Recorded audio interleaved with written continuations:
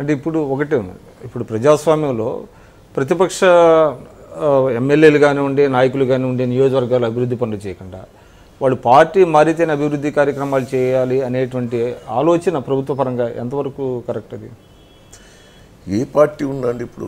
ఇప్పుడు ఆంధ్రప్రదేశ్లో తెలుగుదేశం అధికారం ఉన్నది. ఎమ్మెల్యేకు రొటీన్గా వచ్చేటివి వస్తాయి. ఇప్పుడు మా CDF మొదలు కానీ ఇంకా రొటీన్గా వచ్చే డెవలప్మెంట్స్ వస్తాయి. అదనంగా కావాలంటే మేము ముఖ్యమంత్రి దగ్గర పోయాం, కన్సర్న్ మంత్రుల దగ్గర పోయాం, వాళ్ళ నిధులు కన్విన్స్ చేసి తీసుకొచ్చే అవకాశం ఉంటుంది, ఆ చొరవ ఉంటుంది.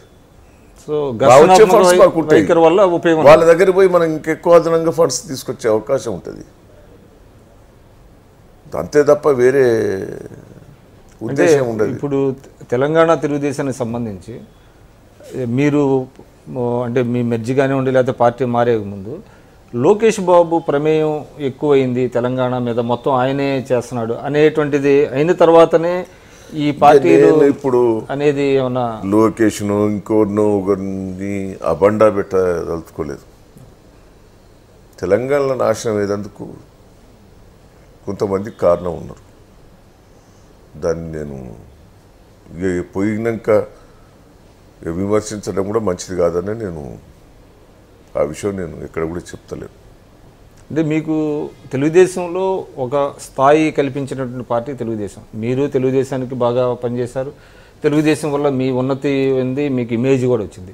టీఆర్ఎస్ అటువంటి వేదిక మీకు క్రియేట్ చేయగలగదని మీరు భావిస్తున్నారా? అంటే ప్రస్తుతానికి చూస్తే మీ అనుభవం, నా కష్టం, నా మంచితనం అందరు వాడుకుంటారు, దాన్ని గుర్తింపిస్తారని నేను నమ్మకం నాకున్నది. తెలుగుదేశంలో నేను పడ్డ కష్టం ఎవరు పడలేదు. నేను ఉన్న వాస్తవం చెప్పాలంటే అధికారం ఉన్నప్పుడు కూడా నక్సలైట్లతోటి నేను నాకు వ్యతిరేకంగా, అంటే ప్రభుత్వం ఉన్నాం కాబట్టి నా మీద నక్సలైట్లకు నాకేం తగాదు. ప్రభుత్వ వ్యతిరేకత అంతా నా మీదనే పడేది.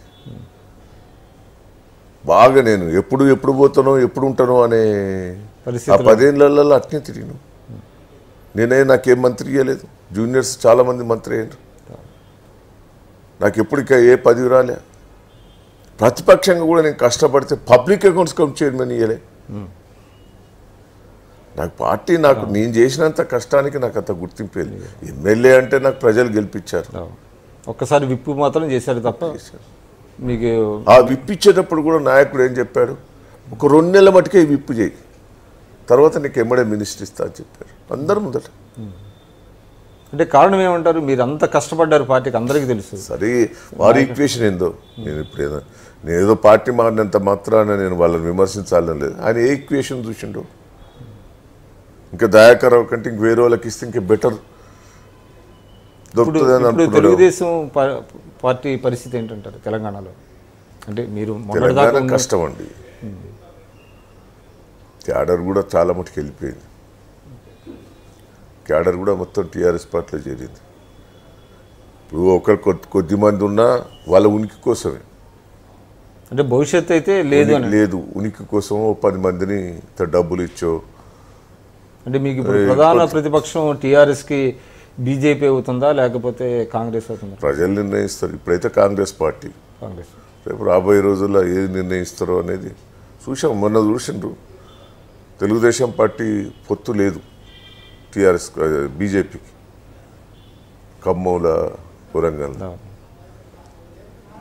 ఘోరం, ఒక్క సీట్ రాలే, డిపాజిట్ రాలే, కార్పొరేటర్లకు డిపాజిట్ రాలే, బీజేపీ గెలిచినాయి. అంటే దీని రిజల్ట్ ఏమొస్తుంది?